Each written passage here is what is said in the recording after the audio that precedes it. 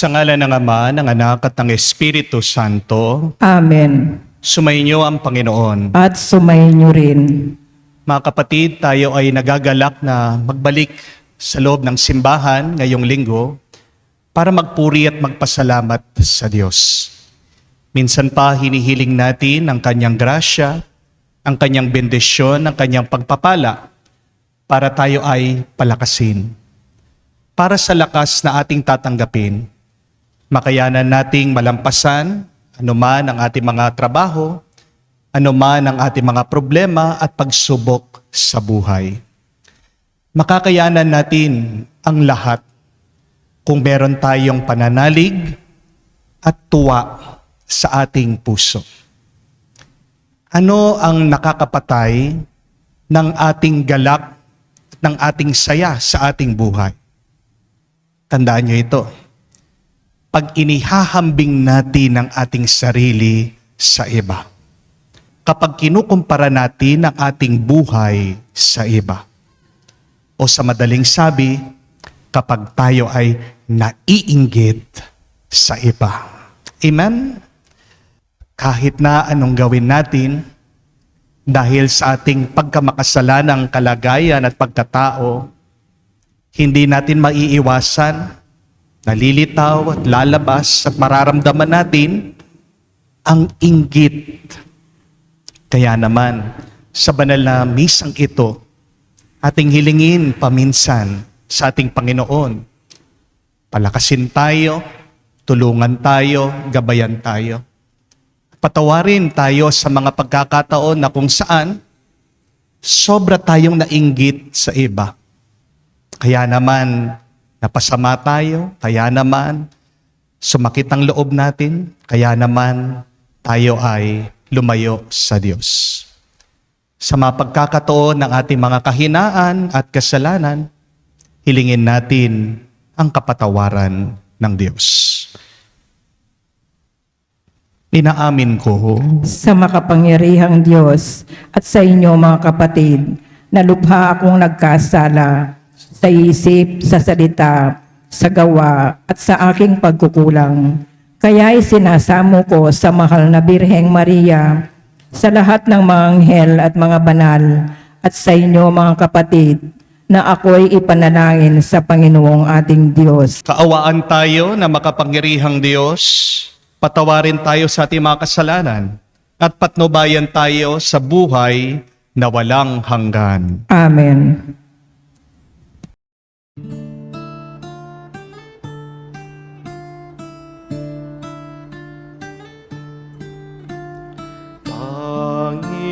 Panginoon, maawa ka.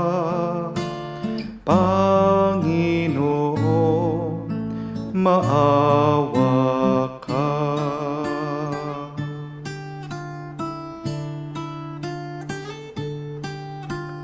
Kristo, maawa ka. Kristo, maawa ka sa amin. Panginoon, maawa ka. Panginoon, maawa ka. Gloria in excelsis Deo.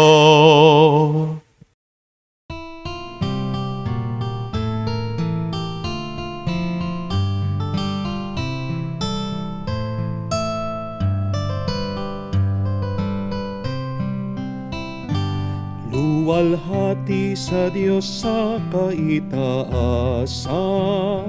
kaloob sa lupa ay kapayapaan. Pinupuri ka't ipinandarangal, sinasamba ka dahil sa dakila mong kalwalhatian. Panginoon naming Diyos, Hari ng langit, Amang makapangyarihan, Panginoong Jesucristo, bugtong na anak ng Diyos, Kordero ng Ama, ikaw na nag-aalis ng mga kasalanan ng sanlibutan. Tanggapin mo ang aming kahilingan, ikaw na naluluklok sa kanan ng Ama.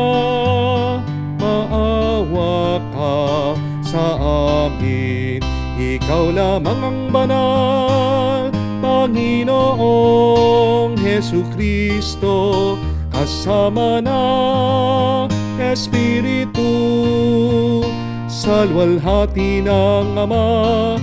Amen, Amen, Amen, Amen. Manalangin tayo.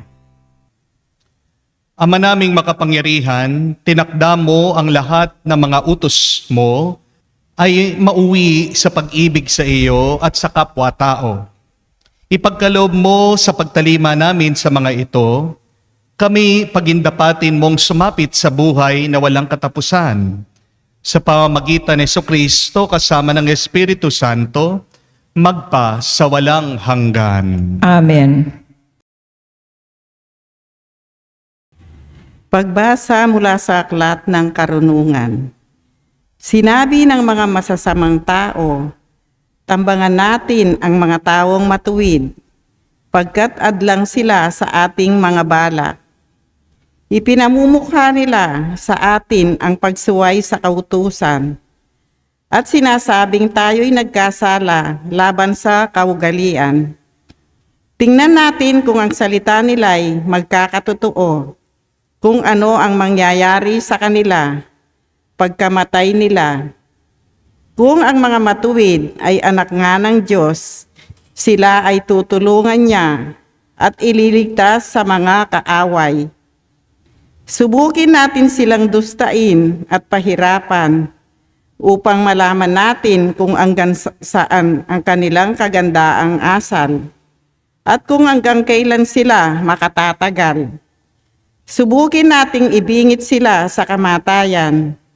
Yamang ang sabi nila ay iingatan sila ng Diyos. Ang salita ng Diyos. Salamat sa Diyos. Ang Diyos ang siyang tumutulong at sa akin nagtatanggol. Ang Diyos ang siyang tumutulong at sa akin nagtatanggol. Makapangyarihang Diyos, ako ay iligtas. Ipagsanggalang mo yung iyong lakas. Dinggin mo, O Diyos, itong iyong anak. Sa aking dalangin ngayoy binibigkas. Ang Diyos ang siyang tumutulong sa akin nagtatanggol. Ang nagmamataas ay laban sa akin. Hangad ng malupit ang ako'y patayin. Sila'y mga taong ang Diyos ay di pansin. Ang Diyos ang siyang tumutulong sa akin nagtatanggol. Batid ko ang Diyos ang aking katulong. Tagapagsanggalang ko ang Panginoon. Buong galak naman akong maghahandog ng pasasalamat sa Panginoong Diyos, dahilan sa kanyang mabuting kaloob. Ang Diyos ang siyang tumutulong sa akin nagtatanggol.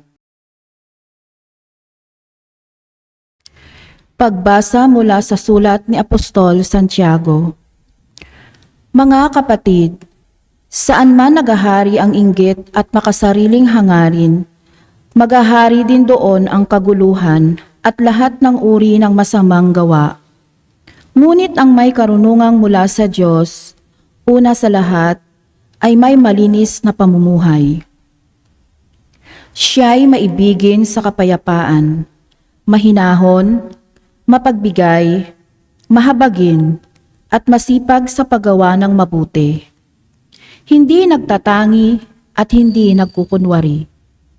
At namumunga ng katwiran ang binhi ng kapayapaang inihahasik ng taong maibigin sa kapayapaan. Ano ang pinagmulan ng inyong alitan at paglalaban-laban? Hindi ba't ang masasamang nasa namumugad sa kalooban ng bawat isa sa inyo at pawang nagkakalaban-laban? Mayroon kayong pinakamimithi, ngunit hindi ninyo makamtan. kaya't papatay kayo kung kailangan. Mapasa inyo lamang ito dahil sa inyong pag-iimbot sa mga bagay na hindi inyo.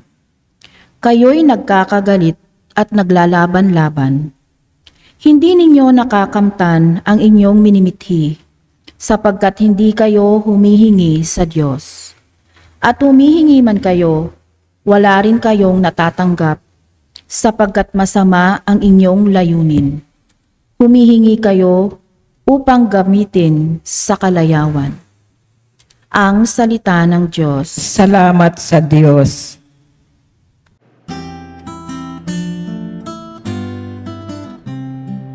Alleluia, alleluia, alleluia, alleluia, alleluia, alleluia, alleluia, alleluia, alleluia, alleluia, alleluia, alleluia.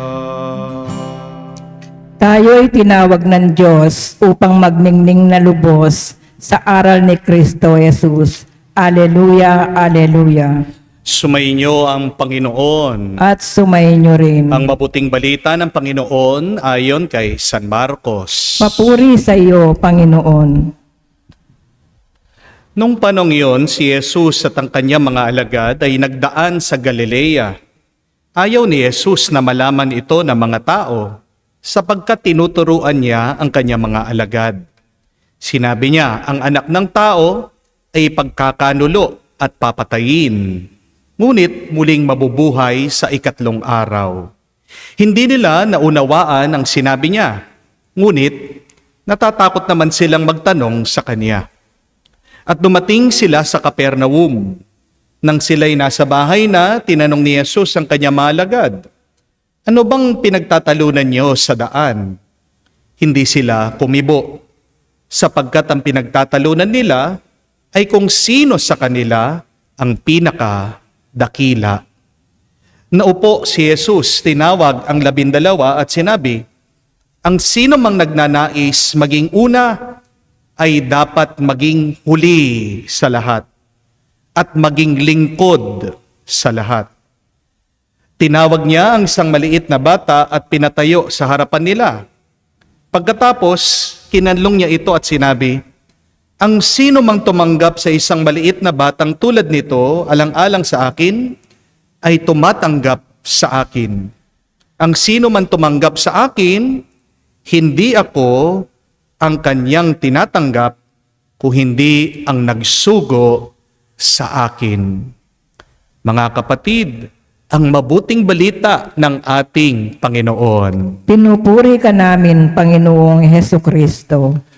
Magandang araw po muli sa inyong lahat and a blessed Sunday po sa inyong lahat. Dasal at dalangin ko pa rin na kayong lahat na sumusubaybay sa ating banal na misa ay nasa mabuti, masaya at payapang kalagayan. Stay blessed and be a blessing to other people. Amen? Mga kapatid, may 3 C na dapat nating alisin sa ating pag-uugali kung gusto nating maging B ang ating kaluluwa at para maging A ang ating buhay. Ano po ang ibig sabihin ng B na kaluluwa? Blessed. Ano po ang ibig sabihin ng letter A na buhay? Amazing. Huwag niyo pong kakalimutan yan. Ano po ang susi para ang iyong kaluluwa ay blessed? Ano ang magagawa natin para ang buhay natin maging letter A? Amazing. Meron tayong 3 C. Yan ang nagiging problema. Yan ang nagiging balakid. Yan ang ugat. Bakit lumalayo tayo minsan sa Diyos at sa bawat isa? Bakit minsan din nagiging magulo at pangit ang ating buhay? Ano po ang 3 C na ito? I want you to remember this. The first C is coveting. Stop coveting. Ano pong ibig sabihin ng coveting? Pagnanais. pagnanasa. Nasa 10 utos po yan. At pang-ilang po sa 10 utos, the 10 commandments, yung sinasabi, yung utos sa atin, thou shall not covet your neighbor's goods. Ano po? Pang-ilan po? Patay. Hindi alam. Walang sumasagot. Alam na alam, hindi memorize sa 10 utos.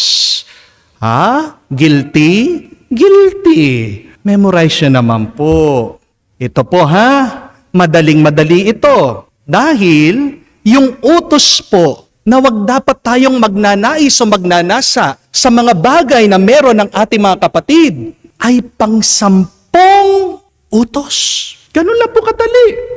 Yung pinakahuling utos, ano pong sinasabi sa atin ng Panginoon? Na wag mong nanaisin yung meron sa iba. The 10th commandment. Madaling-madali lang po, di ba? Pero ang tanong, bakit masama ang pagnanais sa pag-aari ng meron ang iba? Kasi po paliwanag ni Santiago dito sa kanyang sulat, nagiging violente ang tao kapag naiinggit siya. Envy kills.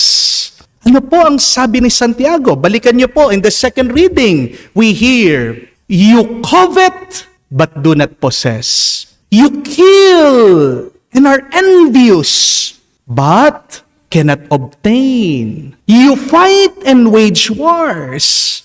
Nag-uumpisa ang karahasan, ang kasamaan, ang pananakit sa iba dahil sa pagnanasa mo, dahil sa pagnanais mo. Bakit sa tingin niyo po, itong si Cain, pinatay niya yung kapatid niya, si Abel.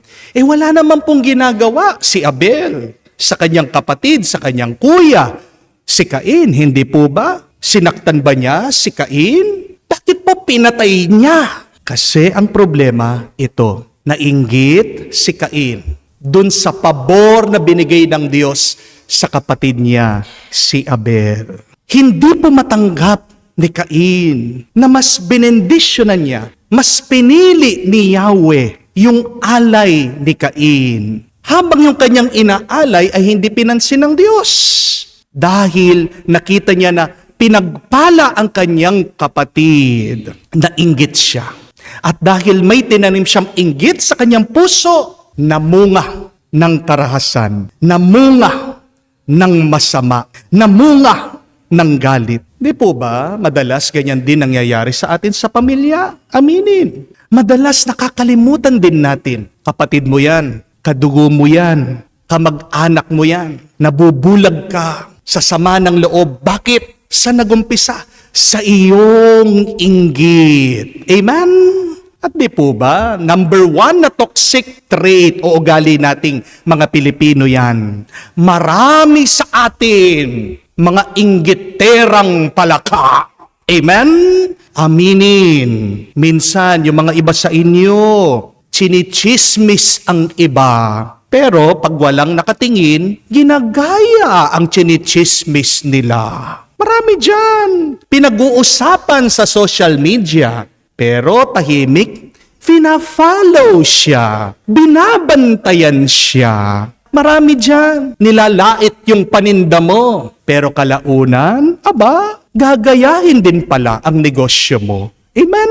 Tandaan niyo po, mga kapatid, kahit na anong gawin natin, may maiinggit at may maiinggit sa iyo. Kahit na sabihin mo, anong kinaiinggit nila sa akin? Wala naman akong pera, napakarami kong utang, maliit lang ang aking bahay. Mga kapatid, yan kasi ang problema sa iyo. Hindi mo nakikita, may blessing ka. Yung taong naiinggit, buti pa siya, nakikita niya yung blessing mo. Hindi naman maiinggit yan kung wala kang blessing sa buhay mo. Meron kasi mga tao, hindi kontento sa buhay. Amen? At merong mga tao na gusto pa nila yung blessing at pagpapala ng iba mapasa kanila. Yan ang dahilan ng inggit nila. Pero tandaan niyo po, mas mabuti na sila ang inggit, hindi ikaw. Mas mabuti nang silang mainggit basta't ikaw hindi. Amen? Dahil tandaan natin, ang inggit nakakamatay. Ang inggit kasalanan. Ang inggit papatayin ka. Amen? The first C that we have to remove in our life is coveting. Huwag kang mainggit.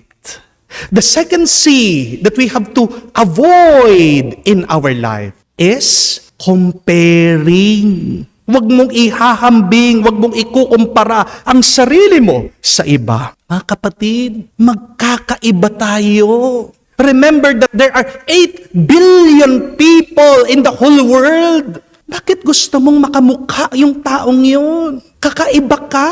Special ka. May sarili kang pagpapala at grasya na tinanggap sa Diyos. Huwag mong ihahambing, ikukumpara ang iyong sarili. Huwag mong nanaisin maging kamukha ng iba. Ano po ang turo ni Jesus? Balikan niyo. Sabi niya, sumunod tayo sa Kanya. Ang Diyos lang dapat ang ating ninanais na makamuka, na makaparehas. Kapag tumitingin ka sa iba, diyan nag-uumpisa na maghahambing ka na. Hindi mo maiiwasan na ihambing mong sarili mo sa iba. Pag sa kanila ka nakatutok, pag sa kanila ka nakatingin. Isa lang dapat ang ating palaging tinitignan, ang Diyos. Amen? Balikan niyo po ang kwento sa Ebanghelyo kay San Pedro. Habang nakatingin siya sa ating Panginoon, dun siya nakalakad sa ibabaw ng tubig. Ibig sabihin, ang ating pagsunod, ang ating pagnanais na makamuka si Jesus, diyan lang tayo nakakatanggap ng milagro. Pero walang grasya ang tatanggapin mo kung palaging ang ibang tao ang iyong sinusundan at tinitignan. Imbis na grasya ang iyong tatanggapin, disgrasya ang iyong mararamdaman. Kung gusto mong ikumpara ang iyong sarili, 2 tao lang dapat ang palagi nating tingnan at ihambing ang ating sarili. Sino po? Unang-una, ang Diyos. Pangalawa, ang iyong sarili. Only 2 people you should compare yourself every day. Remember this, to the Lord and to yourself yesterday, in the past. Dapat araw-araw, tanong po natin ito sa ating sarili. Sabihin mo, tanong mo, nagiging kamukha ko ba ang Diyos? Tanong mo, nagiging mas mabuti ba ako kung sino ako kahapon? Kasi sabi nga po ni San Pablo sa mga tao ng Korinto, examine yourself. Test yourself if you are in the faith every day. Kung hindi natin sinusuri ang ating sarili, diyan po tayo mawawala, diyan po tayo mapapariwara, diyan po tayo mapapasama. So, what should be our test, our question every day? 2 comparisons. Compare yourself to the Lord. Am I becoming like Jesus? But second, compare yourself with who you were yesterday. Ask, am I becoming better today than yesterday? Ang dapat pong concern natin sa buhay ay kung tayo ba ay lumalago sa ating pagkatao. That should be our main concern. Our growth spiritually. If we are growing spiritually every day. And remember this, you will never grow if you keep on comparing yourself with other people. Hindi po kayo susulong, hindi po kayo lalago kung palagi nyo kinukumpara ang iyong sarili sa ibang tao. Understand, my dear friends, their blessing is not your blessing. Amen? Yung pagpapala ng ibang tao, sa kanila yon. Meron kang sariling pagpapala. Magpasalamat ka muna at manatili ka dyan. Tignan nyo nga po yung manok at yung maya. Ano po sa dalawa na ibon yung mas malaki? Siyempre yung manok. Hindi po ba? Pero tanong ko po sa inyo, doon po sa manok at sa maya, sino po sa 2 ibon na ito ang mas maganda na kumanta? Saan po dito sa 2 ibon na ito mas magandang pinakikinggan yung kanilang awit, yung kanilang tinig? Di po ba yung maya? Kung pong yung maya, maliit lang yan. Kung may isip yan, Nakikita niya yung manok, naiinggit siya. Kinukumpara niya yung sarili niya doon sa manok. Sinabi niya sa sarili niya, buti pa yung manok, ang laki-laki. Buti pa yung manok, ang laki ng kanyang itlog. Ako, ang liit-liit ko. Alam niyo po, kung nakakapag-isip ng gano'n yung Maya, hindi na po siya kakanta. Hindi po ba? Oo. Malaki nga yung manok, pero hindi naman maganda yung kanyang tinig. Di ba nakakasakit, nakakairita po yung tulaok ng manok? Pero yung Maya, maliit man yan, pero pag binuksan niya yung kanyang bibig, ang sarap pakinggan ng kanyang himig, ng kanyang awit. Ganyan kapatid, unawain niyo po. May sarili kang talento, may sarili kang galing, may sarili kang bendisyon na galing sa Diyos. Oo, hindi ka man mayaman, pero talino ka o matatalino yung inyong mga anak. Oo, sabihin mo, hindi perpekto ang iyong mga magulang. Palagi silang nag-aaway, mainitin ang kanilang ulo. Pero marami kang kaibigan na mabubuti. Oo, sabihin mo, maliit ang bahay mo, mahirap lang kayo. Pero pagpasok mo sa bahay, nagmamahalan naman kayo, kayong magpapamilya. Oo, sabihin mo, may sakit ka, nahihirapan ka. Pero nagpasalamat ka na ba? Dahil nabibili mo pa rin ang iyong mga gamot, dahil nakakakain ka, dahil may nakakapagbantay sa'yo. Remember, my dear friends, do not compare your life with others. Because comparison is the thief of joy. Namamatay ang ating tuwa at galak pag hinahambing natin at kinukumpara ang ating sarili sa buhay ng ibang tao. Second C, remove this. Stop comparing yourself with other people.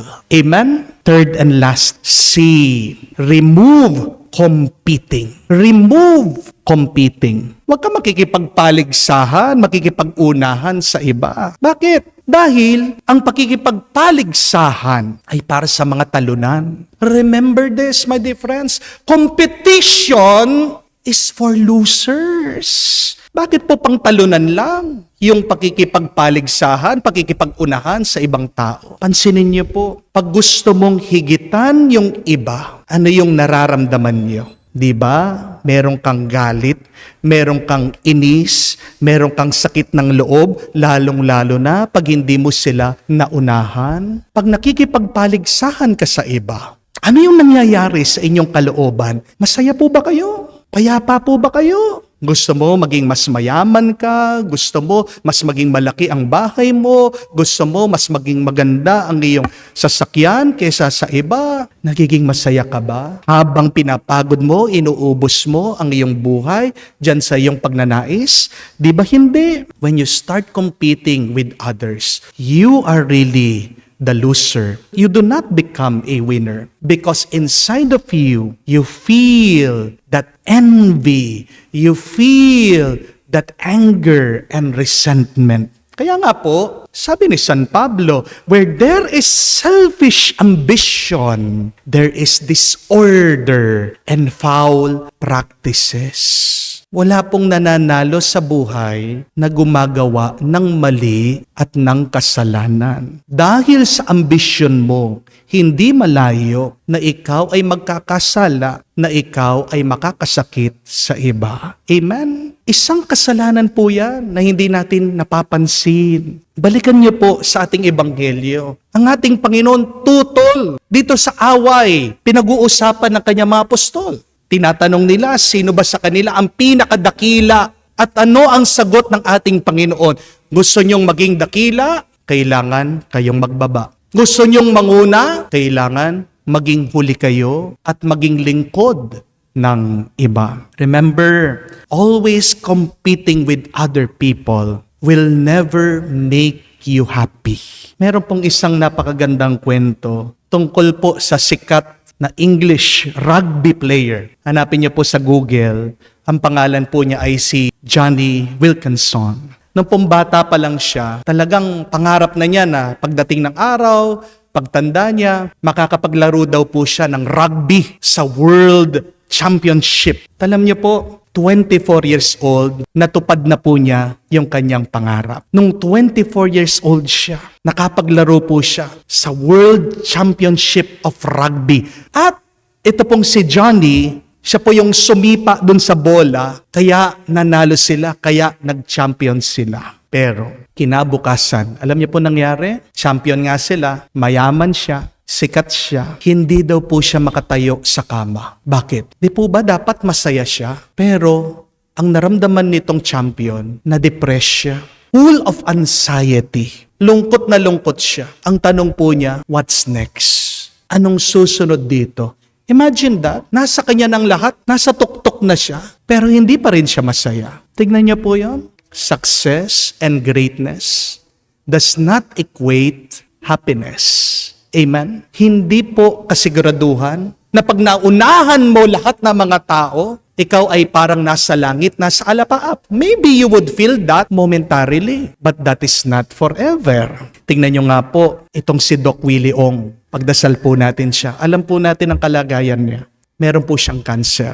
Pero pinapanood ko po yung kanyang video. Ano po sabi niya? Kahit daw po nangihina siya, kahit po kasakit ang kanyang nararamdaman, pinagpapatuloy po niya yung paggawa ng video. Pinakikinggan ko yung salita niya, kasi mahalaga po ito salita ng isang taong malapit ng mamatay. Yan yung mga pinakamakahulugan na salita. Sinasabi niya, bandang huli, kaya ginagawa niya yung ginagawa niya kasi mahal niya ang mga Pilipino. Kasi mahal niya yung mga tao. Look at that. At the end, what is the most important for us? It is not money. It is not prestige. It is not riches. It is not the medals. It is not the recognition, the accolades. But it is love. Bandang huli, yan yung pinaka-mahalaga. Mga kapatid, tayo ay binigyan ng buhay ng Diyos dito sa mundo. Hindi para tayo'y makipag-unahan, makipagpaligsahan sa iba. Bakit tayo ginawa ng Diyos? Para mahalin tayo ng Diyos. At para tayo ay magmahal sa iba. Baka po, makalimutan po natin yun. You are alive not to compete, but you are alive so that God can love you, so that you can love other people and you can love God also. Kaya nga po, pag kayo ay nakikipagpaligsahan, ang unang-unang namamatay dyan nawawala, pagmamahal, pagmamalasakit. Hindi po ba? There should be no competition when you love. Remember, your mission in life is to love. And when you love, there should be no competition. 3 sipo ang kailangan nating isi-section sa ating buhay. Anong ibig sabihin ng C-section? Cesarean. Pag nagse-cesarean, ibig sabihin, binubuksan ng tiyan, pinuputol, inaalis yung bata. Meron din po tayo dapat cesarean sa ating buhay, sa iyong pag-uugali. 3 C, huwag niyo pong kalimutan. Number 1, remove your coveting. Huwag ka maiinggit. 2, remove your comparing. Tandaan mo, ikaw ay pinagpala. You are also blessed. Hindi mo kailangan tingnan, ikumpara ang iyong buhay sa ibang tao. And 3, remove your competing. Hindi ka dapat makipagpaligsahan, makipag-unahan sa ibang tao. Ang buhay ay isang paglalakbay. Hindi naman yan karera. Amen? Magdasal po tayo. Mga kapatid, maalis sana natin sa tulong ng Diyos ang 3 C na ito para ang iyong kaluluwa maging B, blessed, at ang iyong buong buhay maging letter A, amazing. Amen. Sumasampalataya ako Sa Diyos sa mga makapangyarihan sa lahat na may gawa ng langit at lupa. Sumasampalataya ako kay Heso Kristo, iisang anak ng Diyos, Panginoon nating lahat. Nagkatawang tao siya, lalang ng Espiritu Santo. Ipinanganak ni Santa Mariang Birhen, pinagpakasakit ni Poncio Pilato, ipinako sa krus, namatay, inilibing, nanawag sa kinaroroonan ng mga yumao, nang may 3 araw na buhay na maguli, umakyat sa langit, naluluklok sa kanan ng Diyos amang makapangyarihan sa lahat, Doon nagmumulang paririto at huhukom sa nangabubuhay at nangamatay na tao. Sumasampalataya naman ako sa Diyos Espiritu Santo, sa banal na simbahang katolika, sa kasamahan ng mga banal, sa katatawaran ng mga kasalanan, sa pagkabuhay na muli ng nangamatay na tao, at sa buhay na walang hanggan. Amen. Nananalig sa kabaitan ng Diyos at sa mga dumudulog sa Kanya, tayo'y magpakumbabang humarap at ibigay, itaas sa Diyos ang ating mga kahilingan para sa lahat ng ating pangangailangan at pangangailangan ng ating mga minamahal. Ating sabihin at idalangin, Panginoon, dinggin mo kami. Panginoon, dinggin mo kami. Para sa mga pamayanang Katoliko na hinahamak o pinag-uusig, naway maging bukal ng kanilang lakas ang pag-asa sa gantimpalang walang hanggan. Manalangin tayo. Panginoon, dinggin mo kami. Para sa Santo Papa at iba pang pinuno ng simbahan, naway pahalagahan nila ang kababaang loob at ang diwa ng paglilingkod sa pagtulad kay Jesus na siyang lingkod ng lahat. Manalangin tayo. Panginoon, dinggin mo kami. Para sa mga katekista at lahat ng naglilingkod sa catechetical ministry, naway makita nilang magantimpalaan ng tagumpay ang kanilang mga pagsisikap sa paghubog sa kabataan, alinsunod sa mga turo ni Jesus. Manalangin tayo.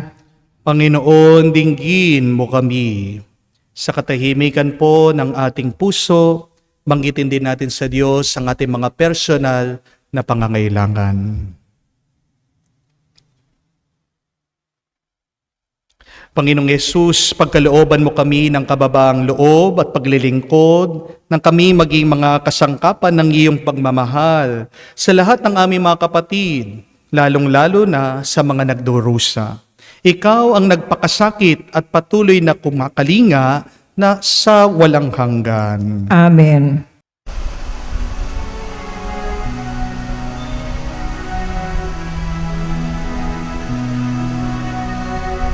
Aming ating alay na ito, ang tinapay na nagmula sa pagpapala mo. At tanggapin ang alak na ito, inuwing inihain sa'yo. Mahal naming Diyos, iyong tanggapin ang munting alay mula sa amin. Buong puso namin hihintayin pagpapala ng aming hiling. Pagpapala ng aming hiling. Mga kapatid, manalangin kayo parang ating mga paghahain ay kalugdan ng Diyos amang makapangyarihan. Tanggapin nawa ng Panginoon itong paghahain sa iyong mga kamay, sa kapurihan niya at karangalan, sa ating kapakinabangan at sa buong sambayanan niyang banal. Ama naming lumikha, maawain mong kalugdan ang mga alay ng iyong sambayanan upang ang pinapahayag namin na may pananampalatayang matibay ay aming tanggapin sa banal na pakikinabang sa pamamagitan ni Jesucristo kasama ng Espiritu Santo magpa sa walang hanggan. Amen. Sumainyo ang Panginoon. At sumayin niyo rin. Itaas sa Diyos sa inyong mga puso at diwa. itinaas na namin sa Panginoon. Pasalamatan natin ang Panginoong ating Diyos. Marapat na siya ay pasalamatan. Ama naming makapangyarihan, tunay nga marapat na ikaw ang aming pasalamatan. Nasa iyo ang aming buhay, pagkilos at pag-iral. Sa pamumuhay namin araw-araw, tinatamasa namin ang iyong pagmamahal. Sa pag-ibig mong pinunla sa sangkatauhan, ang Espiritu Santo'y unang aming bigay ng anak mong naglagak sa amin ng katiyakan. Nakalaang mabuhay kami sa piling mo kailanman. Kaya kaisa na mga anghel ang nagsisiawit ng papuri sa iyo nang walang humpay sa kalangitan. Kami nagbubunyi sa iyong kadakilaan.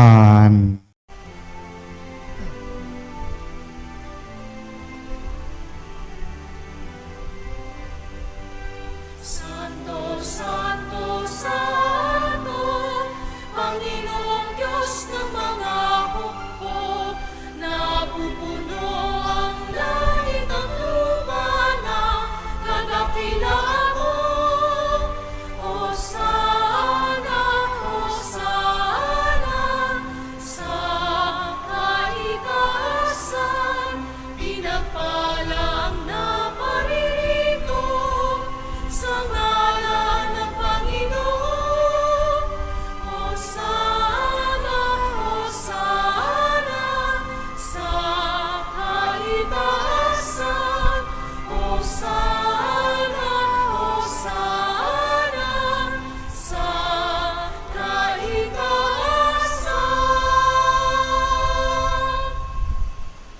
Ama naming banal, ikaw ang bukal ng tanang kabanalan. Kaya't sa pamamagitan ng iyong Espiritu, gawin mong banal ang mga kaloob na ito upang para sa amin maging katawan at dugo ng aming Panginoong Heso Kristo. Bago niya pinagtiis ang kusang loob na maging handog, hinawakan niyang tinapay, pinasalamatan kanya, pinaghati-hati niya iyon, inabot sa kanyang malagad at sinabi, tanggapin ninyong lahat ito at kanin. Ito ang aking katawan na ihahandog para sa inyo.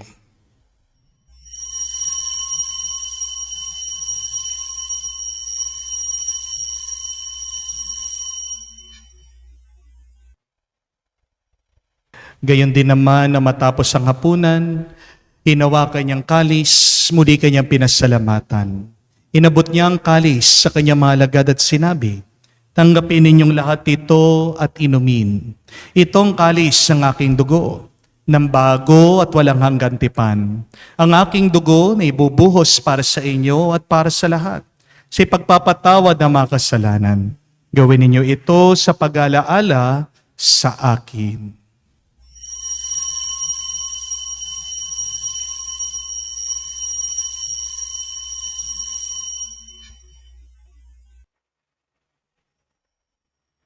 Ang misteryo ng pananampalataya. Aming ipinahayag na namatay ang iyong anak, nabuhay bilang Mesiyas at magbabalik sa wakas para mahayag sa lahat. Ama, ginagawa namin ngayon ang pag-alaala sa pagkamatay, muling pagkabuhay ng iyong anak. Kaya tiniyalay namin sa iyong tinapay nagbibigay buhay at ang kalis na nagkakalob ng kaligtasan. Kami nagpapasalamat dahil kami iyong minarapat na tumayo sa harap mo para maglingkod sa iyo. Sinasamo namin kami magsalo-salo sa katawan at tugo ni Kristo ay mabuklod sa pagkakaisa sa pamamagitan ng Espiritu Santo. Ama, lingapin mo ang iyong simbahan, laganap sa buong daigdig. Puspusin mo kami sa pag-ibig. Kaysa ni Francesco ang aming Papa, Florentino aming Arsobispo at ng Tanang Kaparian. Alalahanin mo rin ang aming mga kapatid na nahimlay may pag-asang muling mabubuhay. Gayon din naman lahat ng mga pumanaw. Kawan mo't sila't patuloyin sa iyong kaliwanagan. Kawan mo't pagindapating kaming lahat na makasalo sa iyong buhay na walang wakas. kaisa na Mahal na Birhen Maria, Ina ng Diyos, kaisa ng mga apostol at lahat ng mga banal na namuhay dito sa daigdig na kalugod-lugod sa iyo. May pagdiwang nawa namin ang pagpupuri sa ikararangal mo sa pamamagitan ng iyong anak, aming Panginoong Hesu Kristo. Sa pamamagitan ni Kristo, kasama niya at sa Kanya, ang lahat ng parangal at papuri ay sa iyo, Diyos Ama, makapangyarihan, kasama na Espiritu Santo, magpasawalang hanggan. Amen, amen, amen. Sa nakakagaling na utos sa turo ni Jesus sa Panginoon natin at Diyos, ipahayag natin ng lakas loob.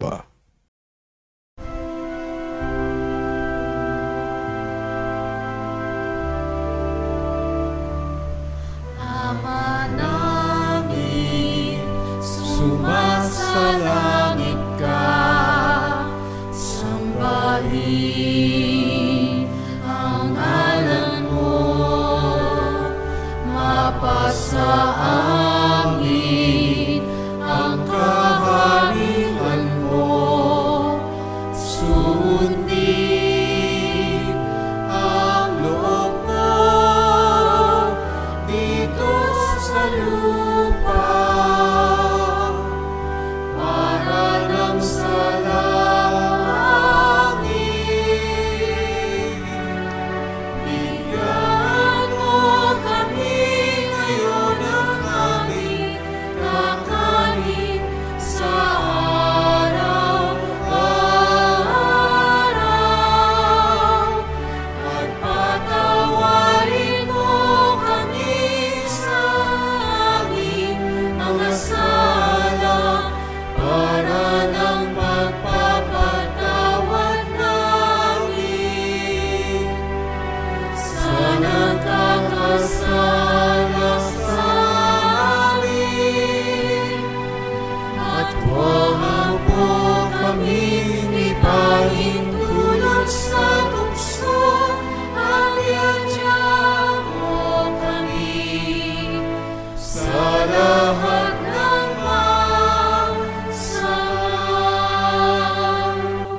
Hinihiling namin kami adya sa lahat na masama, pagkalooban ng kapayapaan araw-araw, iligtas sa kasalanan, at ilayo sa lahat ng kapahamakan, samantalang aming pinanabikan ang dakilang araw ng pagpapahayag ng tagapagligtas naming si Hesu Kristo. Sapagkat iyo ang kaharian at ang kapangyarihan at ang kapurihan magpakailanman. Amen. Panginoong Hesu Kristo, sinabi mo sa mga apostol, kapayapaan ang iniiwan ko sa inyo, ang aking kapayapaan binibigay ko sa inyo. Tunghayan mo ang aming pananampalataya at huwag ang aming pagkakasala. Pagkalooban mo kami ng kapayapaan at pagkakaisa ayon sa iyong kalooban. Kasama ng Espiritu Santo, magpa sa walang hanggan. Amen. Ang kapayapaan ng Panginoon ay laging sumainyo. At sumayin niyo rin. Magbigayan po tayo ng kapayapaan sa bawat isa. Peace with you po, kapayapaan po sa inyong lahat.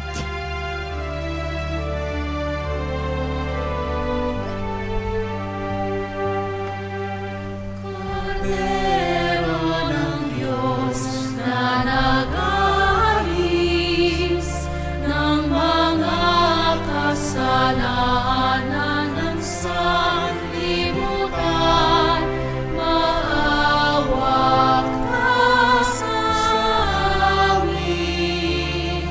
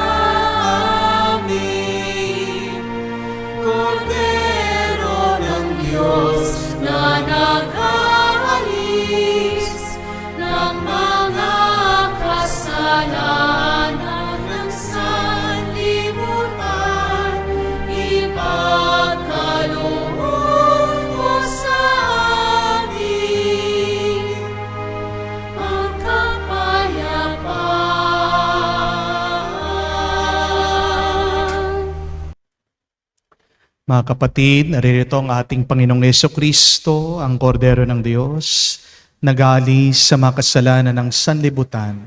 Mapalad tayong lumalapit sa piging ng Kordero.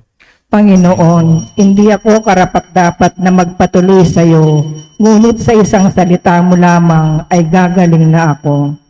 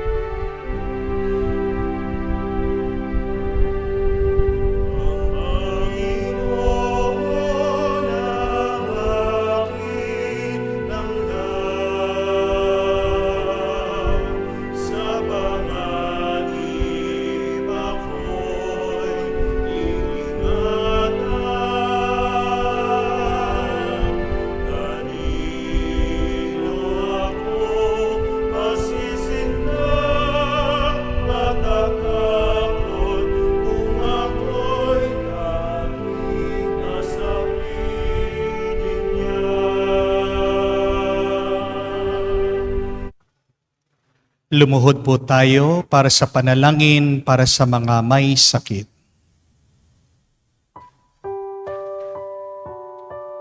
Panginoong Yesus, lumalapit po kami sa iyo ngayon upang idulog ang kagalingan ng mga may sakit. Haplusin niyo po sila at pagkalooban ng panibagong lakas upang sila ay muling makapaglingkod sa iyo. Patawarin niyo po sana sila sa kanilang mga kasalanan at pagkalooban din ng kagalingang pangkaluluwa. Sa katahimikan po ng ating puso, banggitin natin sa Diyos ang pangalan ng mga kapatid nating may sakit at karamdaman.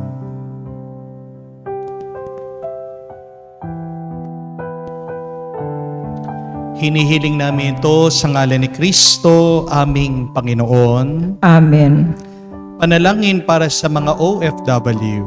Ama, pinapanalangin namin sa iyong natatanging kahilingan ng lahat ng mga nagtatrabaho sa ibang bansa. Tulungan mo sila bawat sandali ng kanilang buhay habang nasa ibang bansa. Palakasin mo sila kapag pinanghihinaan sila ng kalooban.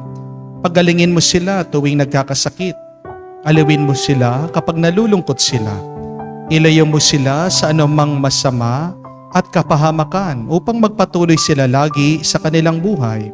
Mapahalagan nawa ng kanilang mga pamilya ang bawat sakripisyo nila sa ibang bansa upang wag masayang ang kanilang pagpapagal.